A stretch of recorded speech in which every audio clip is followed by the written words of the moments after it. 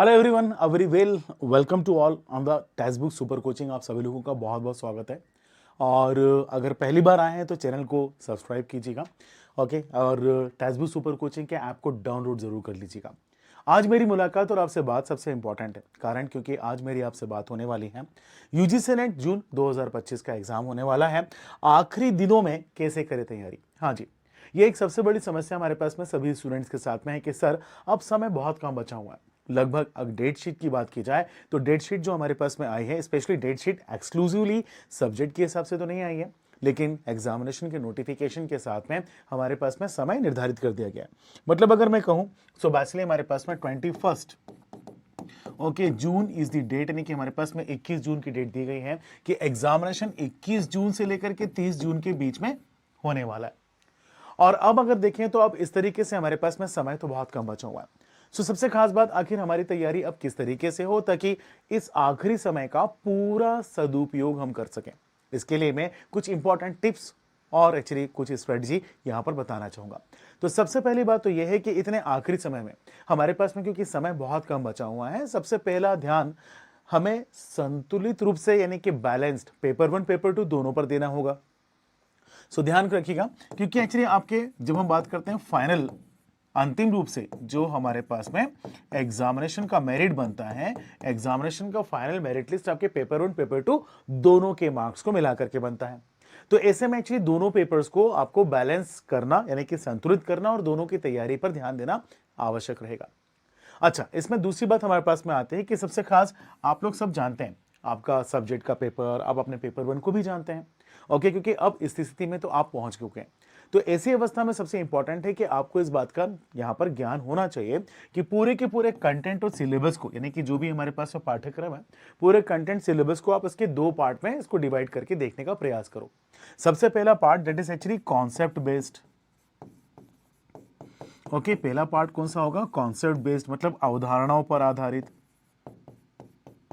और दूसरा जो हो that is the fact based. Okay, दूसरा जो भाग होगा वो होगा तथ्यों पर आधारित। ओके, तो सबसे खास बात हमारे पास में आती है कि फर्स्ट पोर्शन की बात करते हैं। मतलब अगर मैं कहूं कि बेस्ड ऑन दी कॉन्सेप्ट, अगर कोई भी कंटेंट आपके पेपर 1 पेपर 2 के ऐसे हैं जो कि आपके कॉन्सेप्ट पर बेस्ड है, यानी कि आपके अवधारणाओं पर आधारित है, आपके समझ पर आधारित है, तो एक्चुअली ऐसे क्वेश्चंस को सॉल्व करना आपके लिए आसान होगा। ओके, तो इस पर इस समय यहां पर ध्यान देना कम करना होगा कि कॉन्सेप्ट बेस्ड क्वेश्चंस जो होंगे उनको थोड़ा सा कम ध्यान दें। ओके, इसके एवज में आपको कहां फोकस करने की जरूरत होगी? इस समय एक्चुअली आपके पास में फोकस करने की आवश्यकता होगी दैट इज फैक्ट, यानी कि तथ्यों पर। क्योंकि फैक्ट्स हमेशा, हम चाहे कितने ही तैयार क्यों ना कर लें, हमेशा हमारे साथ में समस्या होती है कि हम फैक्ट्स को भूल जाते हैं। ओके, हर दूसरे दिन तीसरे दिन एक्चुअली इनका रिवीजन करना आवश्यक होगा। तो सबसे खास बात, आपके पेपर 1 का पोर्शन, पेपर 2 का पोर्शन, दोनों पोर्शंस पे आपको ये पार्ट आइडेंटिफाई करना है। इस भाग को आज यहां पर पहचानना है कि दरअसल आपका वो कौन सा पार्ट है जहां पर फैक्ट्स यानी कि फैक्चुअल इंफॉर्मेशन बहुत ज्यादा है। बुक्स के नाम, ईयर्स ऑफ प्रेजेंटेशन यानी कि उनको प्रस्तुत करने के जो वर्ष हैं उनके नाम, स्पेशली क्रोनोलॉजी पर बेस्ड क्वेश्चंस जो कि पिछले 2 से 3 अगर हम कहें तो एग्जाम्स जो हाल ही में हुए हैं उनमें क्रमानुसार जमाइए, यानी कि क्रोनोलॉजिकल बेस्ड एक्चुअली क्वेश्चंस हमसे पूछे गए। तो क्रोनोलॉजी के लिए हमको डेट्स काफी इंपॉर्टेंट हो जाती हैं, तथ्यों की जानकारी हमें काफी इंपॉर्टेंट होती है। अच्छा, क्योंकि हम ज्योग्राफी पे पढ़ रहे हैं तो ज्योग्राफी में हमारे पास में दरअसल लोकेशन का काफी इंपॉर्टेंट होता है। 4 से 5 क्वेश्चंस हमारे geography of India, geography of world पे, स्पेशली लोकेशन को लेकर के कि नॉर्थ से साउथ, साउथ से north, okay, east to west, west to east, actually chronological order में जमा दीजिए। इस टाइप के क्वेश्चंस को देखने के लिए थोड़ा सा आप अपने मैप को यानी कि मानचित्रों को भी ब्राउजअप कर लीजिएगा।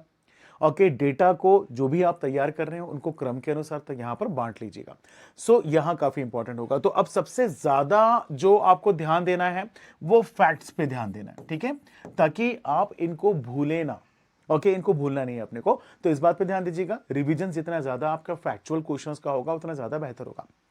अब इसके अलावा नेक्स्ट बात हमारे पास में आती है और वो ये है कि दरअसल अब यहां पर दूसरा सबसे इंपॉर्टेंट काम करना है, वो है एक्चुअली आपका रूटीन का काम, यानी कि आपकी दिनचर्या। ओके, अब सबसे खास बात, क्योंकि एग्जामिनेशन तो आ चुका है बहुत नजदीक, यानी कि समय तो बहुत कम हो गया। अब एग्जामिनेशन क्योंकि बहुत नजदीक आ चुका है, तो ऐसे में अब आपको रूटीन में से वो सारे के सारे एक्टिविटीज कट डाउन करने की जरूरत होगी। यानी कि अपने दिनचर्या में से उन सभी प्रकार के क्रियाकलापों को और गतिविधियों को कट शॉर्ट करने की, हटाने की आवश्यकता होगी, जो कि अब अतिरिक्त होती है, यानी कि एडिशनल है। तो कोशिश करो कि दिन का ज्यादा से ज्यादा समय एक्चुअली अब आप तैयारी में लगाना शुरू कर दो। ओके, सो स्पेशली आप मॉर्निंग का, इवनिंग का, आफ्टरनून का, जो जितने ज्यादा से ज्यादा समय हो सकता है, आप अपने तैयारी को आप देने का प्रयास करो, जिसमें हर रोज हर दिन सिर्फ पेपर 2 या पेपर 1 नहीं, बल्कि दोनों को एक साथ बैलेंस्ड टाइम देना जरूरी है। तो अपना रूटीन, क्योंकि सबके अपने अपने रूटीन है, कोई जॉब में है, कोई घर पे है, कोई स्कूल में है, स्पेशली कोई कॉलेज में यहाँ पर जॉब कर रहा है, या फिर अगर हम कहें तो आप लोग अभी अध्ययनरत हैं, यानी कि अभी आप पीजी भी कर रहे हो, कुछ लोग पीएचडी भी लगे हुए हैं। सो आपका अपना अपना अलग अलग रूटीन है, आपकी अपनी अपनी दिनचर्या है। अपनी दिनचर्या में से उन भागों को निकालने का प्रयास करो जिनमें समय आपका ज्यादा व्यतीत होता है। ओके, और प्रयास ये करो कि एक्चुअली उसको आप इस तरीके से कवर करने की कोशिश करो ताकि आप उसमें से समय निकाल करके अपने पेपर 1 पेपर 2 दोनों की तरफ ध्यान रखें। अब सबसे खास बात वापिस, अभी इस समय रोजाना आप पेपर 1 पेपर 2 दोनों की प्रिपरेशन पर ध्यान रखेंगे। ठीक है, अब जैसे एज एन एग्जांपल, मॉर्निंग में हमने पेपर 1 पढ़ लिया, तो शाम के टाइम पे पेपर 2 पढ़ लिया। ओके, दोपहर में एक्चुअली यहां पर थोड़ा सा हमने कुछ प्रैक्टिस टेस्ट कर लिया। ओके, तो ये चीज एक्चुअली हमारे क्लास में काफी इंपॉर्टेंट होंगे। अच्छा, तो रूटीन को बनाने के लिए आप लोग ध्यान रखिएगा, रूटीन इस समय का काफी आपका बिजी शेड्यूल किस पे जाना चाहिए, आपकी प्रिपरेशन पे। ओके, दूसरी सबसे खास बात, अपना सबसे ज्यादा इंपॉर्टेंट जो बात होगी वो है आपकी सेहत। ओके, एक बात ध्यान रखिएगा, आपका स्वास्थ्य यानी कि आपकी हेल्थ। ओके, आखिरी समय में जाते जाते आपकी सेहत या स्वास्थ्य जो है वो गड़बड़ नहीं होनी चाहिए। ओके, तो बी हाइड्रेटेड, पानी वगैरह प्रॉपरली पीना, खाना पीने का ध्यान रखना, टाइम से समय से खाना पीना करना, और नींद पूरी लेना। अब पूरी नींद का मतलब दिन भर सोने की जरूरत नहीं है। ओके, या फिर अगर हम कहें तो ज्यादा से ज्यादा कि सर ने कहा सेहत अच्छी रखो, नींद पूरी करनी, तो एक्चुअली एक हेल्दी ह्यूमन यानी कि एक बिल्कुल स्वस्थ मनुष्य के लिए 7 घंटे की नींद बहुत होती है। Okay, so 7 hours of the sleep is more than enough, यानी कि 7 घंटे की नींद अगर आप लेते हो। ओके, अगर मैं इसको कहूं तो आप इसको, क्योंकि अभी समय बहुत कम है, इसको 6 to 7 कर लेंगे तो बहुत दिक्कत नहीं होगी आपको। Okay, there will be no any issues, मतलब मैक्सिमम 7 और मिनिमम 6 आवर्स, कम से कम 6 घंटे की नींद ले लो। अधिकतम 7 घंटे की, 7 घंटे से ज्यादा सोओगे तो भी आप लेजीनेस हो जाओगे, यानी कि पूरा दिन भर आपका आलस में चला जाएगा, दिन खराब हो जाएगा। तो 7 घंटे से ज्यादा नहीं सो और 6 घंटे से कम नहीं सो। ठीक है, तो यहां पर 6 to 7 आवर्स की नींद आपको पूरी करनी है। खाने पीने का ध्यान आपको रखना है, बहुत ज्यादा तेल या फिर अगर हम कहें तो बहुत ज्यादा पकवान वगैरह इस समय थोड़ा सा अवॉइड करें, है ना, और नॉर्मल सा खाना लेकर के आप अपने प्रिपरेशन को तैयारी करें, जारी करें, है ना। So that will be also getting very important thing. Next सबसे इंपॉर्टेंट चीज जो आपके पास में होगा यहां से आगे, और वो होंगे आपके प्रैक्टिस सेशन।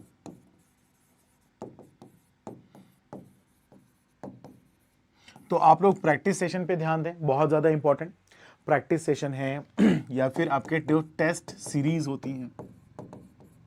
ओके, जो टेस्ट सीरीज होती हैं, प्रैक्टिस सेशंस हैं, इनको आप जितना ज्यादा से ज्यादा ज्वाइन करेंगे, जितना ज्यादा से ज्यादा आप देखेंगे कि समय आपके पास में जो निकले, यानी कि दोपहर का टाइम आपके पास में निकल रहा है, मॉर्निंग का टाइम जैसे आपने पेपर 2 पेपर 1 में दे दिया, शाम का टाइम पेपर 1 पेपर 2 में दे दिया, और दोपहर का समय जो आपके पास में निकल रहा है या मॉर्निंग इवनिंग का टाइम आपने उठा लिया, आप अपने शेड्यूल के हिसाब से उसको कवर करो, है ना। या फिर एक्चुअली मॉर्निंग के सेशन आपने टेस्ट के लिए, यानी कि जब अपन लाइव क्लास वगैरह होते हैं, तो इनमें आपका अपना प्रैक्टिस सेशंस को आइडेंटिफाई करो, प्रैक्टिस सेशन को देखो।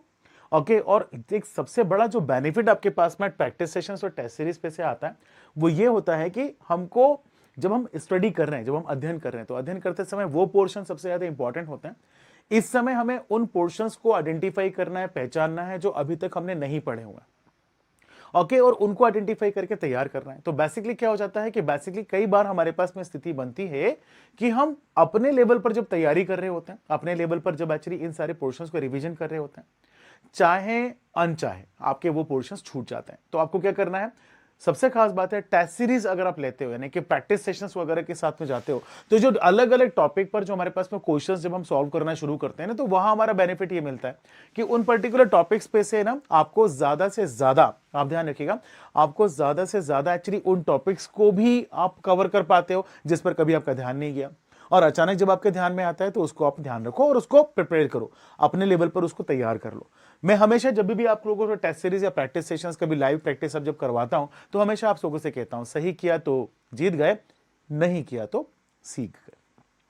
तो इसका मतलब ये है कि प्रैक्टिस सेशन और टेस्ट सीरीज में क्या है, जो भी क्वेश्चंस आप सॉल्व कर रहे हो, अगर सही किया है इसका मतलब ठीक है, कोई दिक्कत नहीं, लेकिन अगर नहीं सही जा रहा है, अगर रॉन्ग हो रहा है, यानी कि प्रश्नों के उत्तर गलत होते जा रहे हैं, तो वो जो पोर्शन है वो आपका वीक है, वो आपको वापस प्रिपेयर करना है और कुछ नए फैक्ट्स इंफॉर्मेशन आपके पास में आ रही है, उनको तैयार करना है ना। और एक्चुअली नेक्स्ट सबसे खास बात अभी, अब क्योंकि हमें वो पोर्शन देखने हैं, वो सारे भागों को देखना है जहां से हम अपने कंटेंट को कवर कर सके मतलब पूरे सिलेबस हमारा कवर हो जाए। तो उसके लिए सबसे पहली फुर्सत में उठा लो आप अपना सिलेबस, अभी तुरंत क्या करना है, आप अपना एक्चुअली पाठ्य वस्तु को उठा लीजिए पहली फुर्सत में, और पाठ्य वस्तु को उठा करके सबसे पहले एक्चुअली इसको प्रॉपर्ली रीड आउट कर लो। यूनिट 1 यूनिट 3 से लेकर के यूनिट 10 तक पेपर 1 पेपर 2 दोनों में कौन कौन सा पोर्शन मैंने कवर कर लिया, कौन सा पोर्शन कवर नहीं किया है, गोला लगाओ, प्रॉपर्ली ध्यान रखो।